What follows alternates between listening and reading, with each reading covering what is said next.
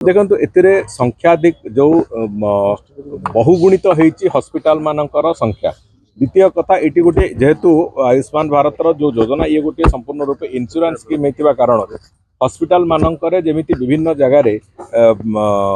Card थी भी पुराणा कार्ड जो बीएसके कार्ड थिला अतीत से कार्ड थी भी गुड़िया जगह लोक प्रत्याख्यात होते गुड़िया जगह लोक शोषित होते मन इच्छा हॉस्पिटल माने बिल करुले जो थे कि सरकार अनेक लोक से जो दुर्नीति रे से संपृक्त थे से बाबद खूब शीघ्र तदंतर प्रक्रिया भी आरंभ हम तेणुक ये सबू कथा को ये जो आयुष्मान भारत कारण आयुष्मान भारत रे जेतु इंश्योरेंस अच्छी इंश्योरेंस कारण लोक सुविधा भी पाइबे सेटा तार जो अर्थर सुगमता भी रहिबो एवं सेतिरे लोक अजथारे शोषित हेबे नाही। एटा होची सबुठु बड़ कथा एवं जो सर्वभारतीय स्तर रे संख्याधिक हॉस्पिटल जी हॉस्पिटल आज अनुबंधित होती से समस्त हॉस्पिटल से सुविधा पाइबे सेटा होची आउरी गोटे द्वितीय बड़ पर्यायर कथा।